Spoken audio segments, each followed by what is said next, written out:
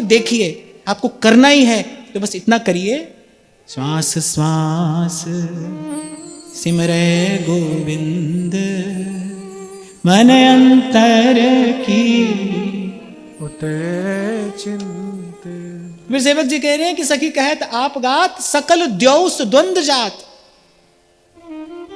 द्यौस माने दिन, बोले सारा दिन द्वंद में जाता है, ये करे ये ना करे, ऐसा करे वैसा करे, कैसा करे।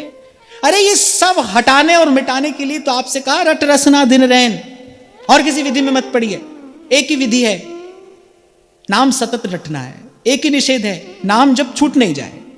यही विधि निषेध है हमारा, यही हमारा साधन है, यही हमारा विधि निषेध है। नाम जब नहीं छूट जाए, हमको अभ्यास करना है। छूटेगा क्योंकि हमको अभ्यास नहीं है, छूटेगा। आपको स्मरण हो, कुछ काल पहले मैंने कहा था कि 10-12 बरस पहले की बात होगी, जब श्री जी की सेवा में रहने का अवसर मिलता था तो क्या होता था कि कभी कभी सेवा के कार्य में लगे रहने के कारण नाम जब छूट जाता था। फिर हमारे यहाँ हरिद्वार से एक संत आए, तो उन्होंने मेरे हाथ पर वो मौली का एक धागा बांध दिया, और जैसे ही धागा दिखाई पड़े ना, बस नाम जप आरंभ कर देना। अब युक्ति ने बड़ा काम किया, बार बार विस्मृति होती थी, बार बार जैसे ही धागे पर दृष्टि जाती थी, फिर नाम जप आरंभ कर देते थे। नाम जप का अभ्यास होने लगा। संतों की छोटी सी बात भी बड़ा कमाल दिखा देती है। बस यही हमारी विधि हो भाई, हमारा नाम जप नहीं छूटे, नाम नहीं छोड़ना है। कुछ करो मत करो, बने न बने, पर श्वास श्वास सिमरे गोविंद। अब कोई पूछे कि कुछ नियम की आवश्यकता भी है या नहीं, तो देखो भाई, बड़ी आरंभिक अवस्था में अपने मन का विश्वास नहीं किया जाता, नहीं करना चाहिए। और बुद्धिमान साधक तो साधना की परिपक्व अवस्था में भी अपने मन का विश्वास नहीं करते। और फिर हम साधक हैं। नियम संयम जीवन की शोभा को, गरिमा को बढ़ाता है। थोड़ा सा ऐसा नियम होना चाहिए कि भाई एक आसन पर बैठकर और एकाग्र होकर नाम जप करेंगे। इसका भी एक अपना लाभ आपको जीवन में मिलेगा, लेकिन करना नाम जप ही है, नाम ही जपना है। बैठकर भी नाम जपना है, खड़े होकर भी नाम जपना है, सोते जगते खाते पीते। और सेवक जी ने तो पहले ही कहा, स्नान क्रिया जप तप नहीं। ये नहीं समझना सेवक जी कहना स्नान ही नहीं करो, वो कह रहे हैं कि इन पर आश्रित नहीं रहना है हमें। नाम जप को ऐसे किसी विधि की अपेक्षा नहीं है। मूल बात है, सब बातों की एक बात है, लाख बातों की एक बात है कि भाई किसी भी प्रकार से हमको श्री ध्रुवदास जी की बात के निकट पहुंचना है कि प्रथम नाम हरिवंश हित रट रसना दिन रैन। वो जैसे आपसे बन पड़े आप ऐसे करिए, जैसे आपसे बन पड़े ऐसे करिए। हाँ, और फिर इसके बाद भी अगर कोई प्रश्न करे तो फिर मैंने पहले ही कह दिया, कोई माई का लाल है नहीं भाई जो हमको आकर ये कह सके कि हमारे पास जो है उससे जो मिलता है वो इस नाम से नहीं मिलता। कोई नहीं है ऐसा, कुछ नहीं है ऐसा, कुछ भी नहीं है ऐसा। आपके मंत्र से जो मिलता है वो भी इस नाम से मिलता है, और आपके मंत्र से जो नहीं मिलता है वो भी इस नाम से मिलता है।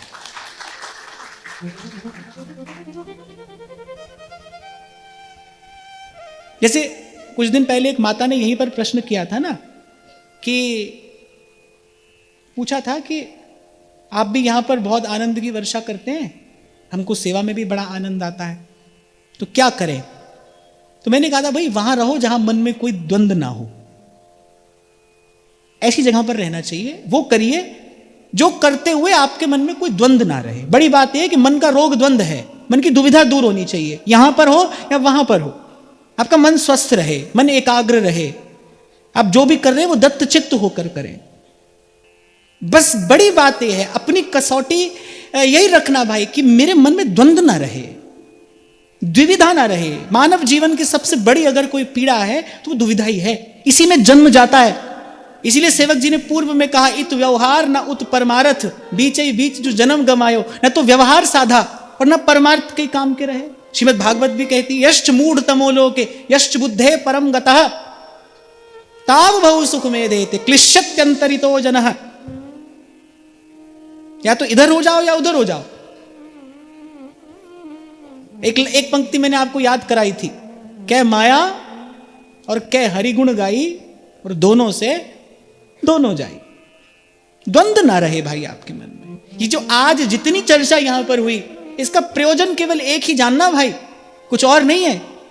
इसका प्रयोजन केवल एक ही है, आप जिस भी मार्ग पर चलो, मेरी बहुत बहुत शुभकामनाएं आपको। एक मार्ग पकड़ो, आपके मन में कोई द्वंद्व ना रहे, कोई दुविधा ना रहे, फिर यहां वहां ना देखना पड़े। सूधो चले आपने धर्म, ऐसा सेवक जी ने आज्ञा की है। सूधो चले आपने धर्म, क्योंकि अति सूधो स्नेह को मार्ग है। प्रेम की गली है भाई, इस पर ऐसा ही कोई चलने वाला चाहिए, फिर यहां वहां ना देखे।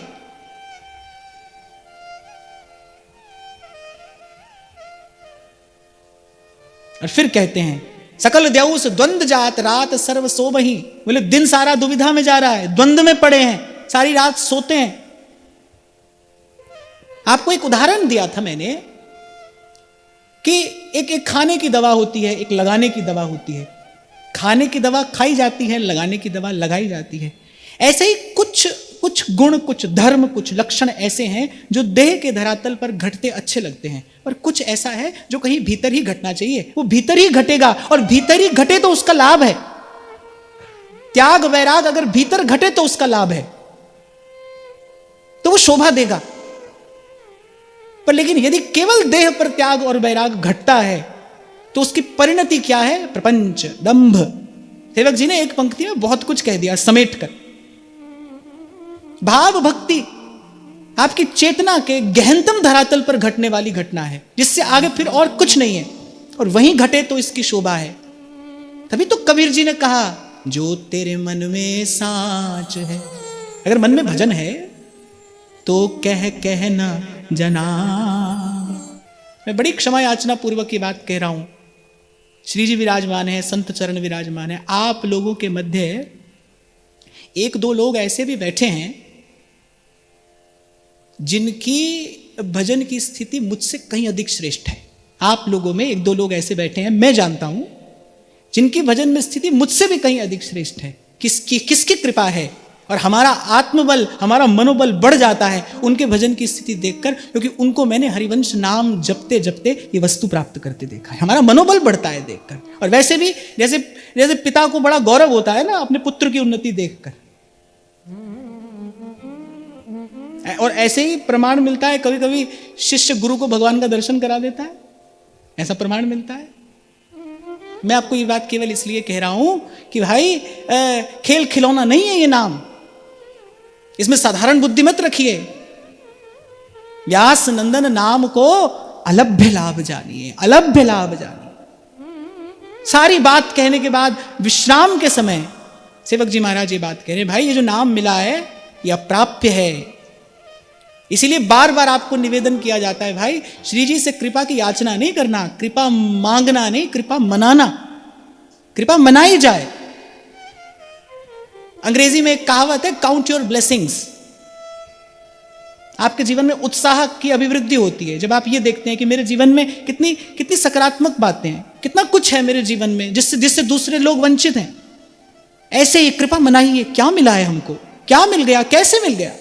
आप विचार करोगे तो बुद्धि चकित थकित हो जाएगी, कैसे मिल गया हमें, ये हमें कैसे मिल गया। कोई भी साधन नहीं, कोई भी पुरुषार्थ नहीं, शुद्धाचार नहीं, व्यवहार में कोई कुशलता नहीं, नियम नहीं, संयम नहीं, कुछ भी तो नहीं। ये आकाश में लगा फल हमारी झोली में आ गिरा, निश्चित रूप से आकाश की ही कृपा रही होगी, क्योंकि ताको एक कृपा बिना और जतन कछु नहीं। तो प्रयास करना भाई, सब मन के द्वंद्व मिट जाए, दुविधा मिट जाए। अब एक मार्ग मिल गया, थोड़ा चलो, अधिक चलो, बस ये मार्ग ना छूटे, ये गैल ना छूटे, क्योंकि राई के सम चलत ही हो तो और की और। आप शायद अभी अपने ही मन की गति से परिचित नहीं ना। मन गति चंचल सबनते, एक क्षण में तो मन आपको कहां से कहां ले जाकर पटक देगा।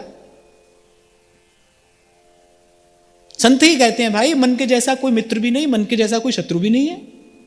बंधन मोक्ष का कारण कुछ है तो अपना ही मन है। हम संसार के बंधन में पड़े हैं किस कारण से? इस कारण से, उस कारण से ना भाई, अपना मन कारण है। कल इस प्रपंच से मुक्ति होगी कौन कराएगा? मन ही मिलावे राम से और मन ही करे फजीत फजीत माने हंसाई, उपहास। कबीर जी कह रहे मन ही मिलावे राम से और मन ही करे फजीत।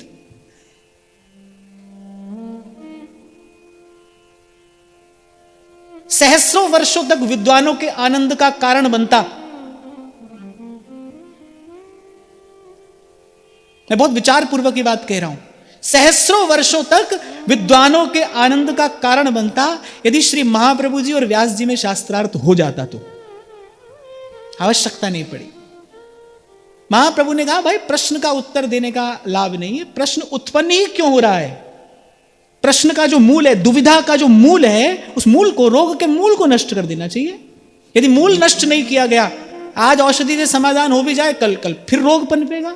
रोग को समूल नष्ट करना चाहिए, मन का संशय समूल नष्ट हो जाए। अरे विचार करो, सुनते हो, सुनते सुनते केश पक जाते हैं। कितनी बार मुझसे ही सुना आपने, गंगा की सीढ़ी पर लेटे कबीर। ऐसी प्रतिकूलता है कि भाई सीधे सीधे आचार्य के सन्मुख नहीं जा सकते। उस समय व्यवस्था ऐसी थी। एक जुलाहे के परिवार ने कबीर जी को पाला पोसा, अब वो सीधे सीधे आचार्य के सन्मुख नहीं जा सकते। लेकिन मन जो है वो उनके चरणों में शरणागत हो चुका है। गंगा की सीढ़ी पर लेटे कबीर, ब्रह्म मुहूर्त की बेला, श्री आचार्य चरण के पाद त्राण की खटखट कान में पड़ी। कबीर जी का रोम रोम पुलकित हो गया और आचार्य का चरण मस्तक से लगा। अरे कौन ब्रह्म मुहूर्त की बेला में गंगा किनारे सोया है।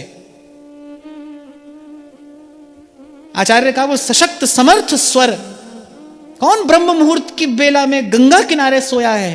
अरे उठ बेटा, राम राम कहे, उठ राम राम कहे। और पूरी काशी में राम नामी ओढ़कर कबीर नाचते हैं। कबीर की मां चिंता करती है, अरे ये तो हमें जाति से बहिष्कृत कराएगा, हमारा यहां रहना दूभर हो जाएगा।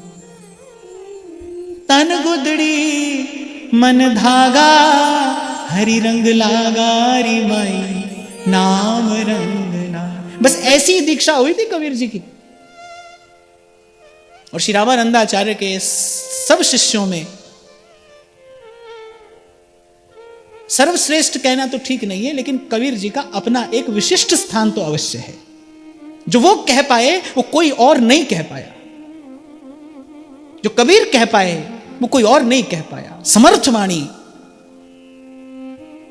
किसी के भी हृदय से प्रपंच को समूल उखाड़ फेंकने की सामर्थ्य है कबीर साहब की वाणी में। थोड़ा सा मैंने दर्शन किया, चिंतन किया, तो मैं आपसे कह रहा हूं, किसी के भी हृदय से प्रपंच को समूल नष्ट कर देने की सामर्थ्य है कबीर जी की वाणी में। जो वो कह पाए कोई नहीं कह पाया। ऐसे दीक्षा हुई कबीर जी की। मिला क्या, आचार्य ने कहा अरे उठ बेटा, राम राम कहे। और कबीर नाचता है, नाम रंग लागा माई, राम रंग लागा। फिर कबीर ने फिर पीछे मुड़कर नहीं देखा। फिर तो तन्ना बुन्ना तजो कबीर, राम नाम लिख लियो शरीर। रोम रोम से, कबीर जी कहते हैं रोम रोम से जपाए मैंने ये नाम। और कैसी निष्ठा प्रकट होती है। सारा संसार देखता है। संसार देखता है कि जब एक कोढ़ी पर 3 बार राम नाम लेकर और कबीर जी के पुत्र कमार जल का छींटा देते हैं, रोगी स्वस्थ होता है। धन कबीर कहता जा रहा है। मिल गए कबीर। क्यों रे, क्या मिला, क्या दिया है कबीर ने, क्यों गा रहा है कबीर की ऐसी महिमा। तो कोढ़ी अपनी कहानी सुनाता है, अपनी अपनी अपनी वेदना बताता है और कैसे वेदना से मुक्ति मिली। और कबीर रुष्ट हो जाते हैं, बोले बेटा नाम की महिमा नहीं जानी तूने नाम को साधारण समझा। अरे ऐसे कार्य के लिए 3 बार नाम क्यों लिया। नामाभास पर्याप्त था, माने नाम लेने की भी आवश्यकता नहीं थी। केवल नाम स्मरण करके यदि जल का छींटा देता तो वो रोगी मुक्त हो जाता, रोग मुक्त हो जाता। इसका संकेत गुरु साहब अपनी वाणी में करते हैं। नाम त्याए महासुख पाया, हरि गुण गाए मेरा मन सितलाया। नाम त्याए। और फिर कहते हैं प्रसिद्ध व्यास नंदन नाम, जान बूझ छोड़ही। नाम मिल गया है, फिर प्रमाद करते हैं, फिर कहीं और ताकते हैं, यहां वहां देखते हैं। प्रसिद्ध व्यास नंदन नाम, जान बूझ छोड़ही, और प्रमाद सो लिए बिना जन्म बाद खोवही। अब भी कहते हैं इसके बाद भी यदि कोई इस नाम का आश्रय छोड़ता है, बोले प्रमादी है। अपना जन्म व्यथा गंवाएगा, ताको रहिए रोए। फिर कहते हैं, अब ये किसके लिए कह रहे हैं? ये हम जैसे लोगों के लिए कह रहे हैं, जो हम यहां बैठे हैं ना। अब यहां सेवक जी हमारी खबर लेते हैं, अर्थात नाम के प्रसाद स्वरूप जो फूल फल आने चाहिए भजन की बेल पर, उसका तो कहीं दर्शन नहीं होता है। न जीवन में उदारता है, लोकेशना भी है, वित्तेषणा भी है, न हृदय में उदारता है, स्वभाव भी कृपण है, और दया के भाव से भी दूर हैं। दया के भाव से भी दूर हैं। एक और बात लगे हाथ में आपको निवेदन करूं भाई, धर्म के 4 चरणों में आज यदि कोई एक चरण जिस पर धर्म है तो वो दया ही है। दया सर्वभूतेषु। कल भी मैंने आपको निवेदन किया, आज पुनः आपको स्मरण कराऊं कि केवल 3 बातें भगवान को प्रसन्न कर देती हैं: कृपालुता, निष्कामता और उदारता। दया सर्वभूतेषु। एक साधक के, एक भक्त के, एक उपासक के व्यक्तित्व से कम दया की सुवास तो अवश्य आनी चाहिए। उसके हृदय में कोमलता तो हो, उसके हृदय में ये कोमलता तो कम से कम अवश्य होनी ही चाहिए। यह सेवक जी कह रहे हैं कि नाम का प्रसाद तो पाया नहीं, और कहा भयो बहुज्ञ है पुराण वेद पढ़हि। अभी थोड़ी देर पहले ही मैं आपको कह रहा था कि आप हमारी बड़ी बड़ी बातों पर मत जाया करिए। बड़ी बात कहने से कोई बड़ा नहीं होता भाई। मैं कान पकड़कर एक बात आपसे कह रहा हूं, कौवा मंदिर के गुंबद पर बैठ जाने से हंस थोड़ी हो जाता है। काग तो काग ही है, वो कितने भी ऊंचे स्थान पर उसको बैठा दो। कहा भाई बहुज्ञ है पुराण वेद पढ़हि। खूब वेद पुराण पढ़ लिया, यहां वहां की सब बातें जान ली, बड़ा सुंदर प्रवचन उपदेश हो रहा है, सिद्धों की सी भाषा है, भारी भरकम शब्द यहां से डाले जा रहे हैं, पर ये कुल मिलाकर क्या है? वाणी का विलास ही तो है, ये वाग विलास ही तो है। और यदि आचरण से रहित कोई शब्द है तो वो केवल प्रवंचना ही तो है, और क्या है? वो प्रपंच की वृद्धि कराने वाला ही तो है। सुनने में आता है ना, आप और मैं इस बात से रीझ कर चले जाते हैं, अरे उनकी बड़ी मान्यता है, उनकी बड़ी मान्यता है। अरे मान्यता तो संसार में मदारी का खेल दिखाने वाले की भी हो जाती है। संसार में उनकी बड़ी मान्यता है, लाखों लोगों की भीड़ जुट जाती है वहां पर क्या उससे लक्ष्य की प्राप्ति होती है? क्या उससे जीवन का कुछ लाभ पाया जा सकता है? उन्होंने बड़ी लोक मान्यता भी सिद्ध कर ली। लोक रीज शोभ को बनाए बात गड्ढही। इसलिए पूर्व में मैंने आपको निवेदन किया भाई कि आपकी मन भाई बात नहीं कह सकता मैं, मुझे तो यहां से वही कहना है जो सत्य है, जो सिद्धांत है, जो प्रमाणिक है। श्रुति शास्त्र जिसकी सम्मति देते हैं, मुझे यहां से केवल वही बात ही कहनी है। आपको अच्छी लगे ऐसी बात नहीं कहनी है कि केवल आपको अच्छी लगे, क्योंकि मैं यहां मनोरंजन करने के लिए नहीं बैठा हूं, और आपसे भी ऐसी अपेक्षा नहीं है कि आप मनोरंजन के लिए यहां आए। कहा भय किए कर्म यज्ञ दान देत देत, फलन पाए उच्च उच्च देवलोक चढ़हि। और चलो मान लो संसार से 2 पग आगे निकल भी गए, तो कहा भय किए कर्म यज्ञ दान देत देत, फलन पाए उच्च उच्च देवलोक चढ़हि। विगत सत्र में भी हमने चर्चा की थी कि भाई पुण्य से स्वर्गादिक सुखों की प्राप्ति तो है, पर संत तो पुंजीभूत पुण्य से मिलता है। और पुण्य पुंजीभूत कब होता है? जब कर्म निष्काम भाव से किया जाए, जब कर्म सेवा के भाव से किया जाए। अगर सकाम भाव से किया है, सत्कर्म किया है, तो पुण्य तो होगा, लेकिन आपने फल की इच्छा की है तो अपना फल देकर क्षीण हो जाएगा। श्री गीता जी में भगवान कहते हैं ना, क्षीणे पुण्य मर्त्यलोकम विशंति। संतों के मुख से भी हमने सुना, तपौ राज राजौ नरक। तप से राज मिलता है, राज सुख भोग कर फिर जीव का पतन होता है, फिर वो च्युत हो जाता है अपने स्थान से, फिर उसे नारकीय योनियों में जाना पड़ता है। जब पुण्य पुंजीभूत होता है, पुंजीभूत अर्थात जब आप कर्म के भाव से नहीं, जब आप सेवा के भाव से करते हैं, जब आप प्रभु के चरणों में निवेदन करते चले जाते हैं, फिर आपका पुण्य पुंजीभूत होता है। और जब पुण्य पुंजीभूत होता है तो वो आपको ले जाता है, या आप तक ले आता है किसे?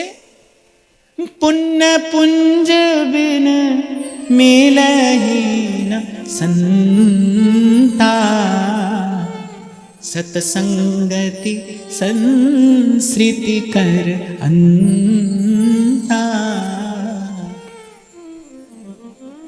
आहा, कैसी बात गोस्वामी जी लिखते हैं। जो सत्संग कोई साधारण वस्तु है, कह रहे बिना ही प्रयास हुई भवभंगा। कुछ करना ही नहीं है आपको, बस श्रवण मंगलम श्रीमदाततम।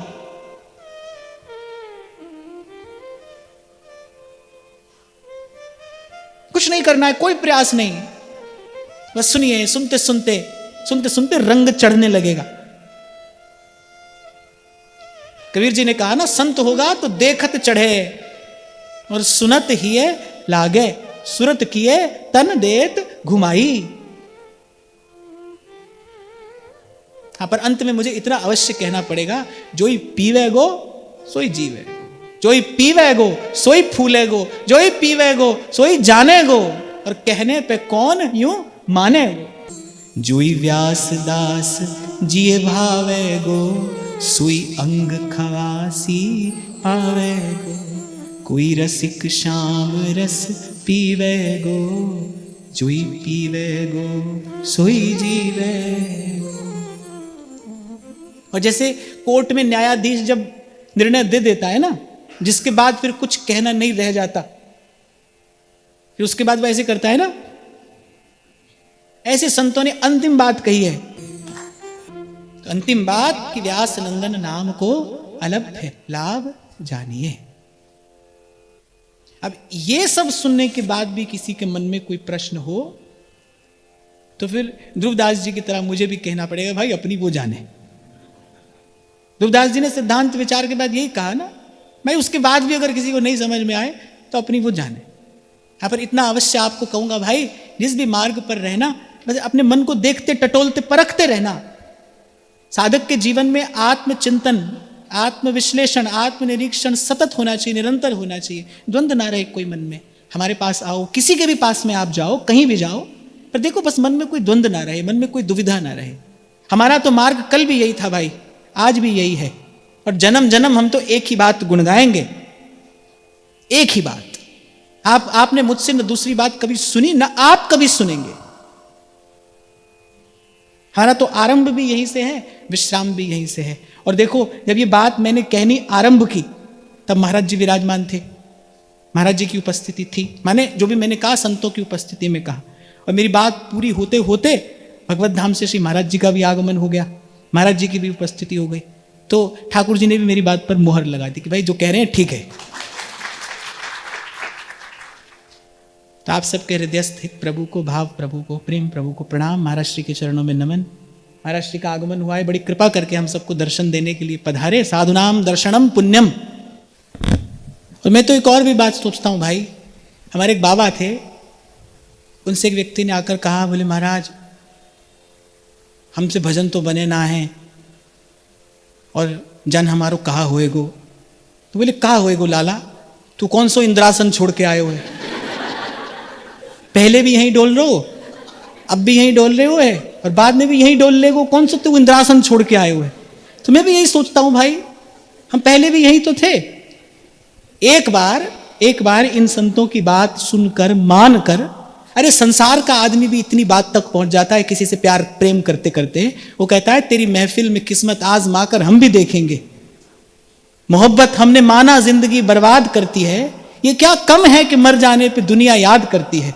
किसी के इश्क में दुनिया लुटा के हम भी देखेंगे, तेरी महफिल में किस्मत आजमा के हम भी देखेंगे। अरे दुनिया में भी प्यार का नाटक करने वाला भी इतनी बात समझ लेता है, वो भी यहां तक पहुंच जाता है कि आपको और मुझे तो ये अलभ्य लाभ मिला है।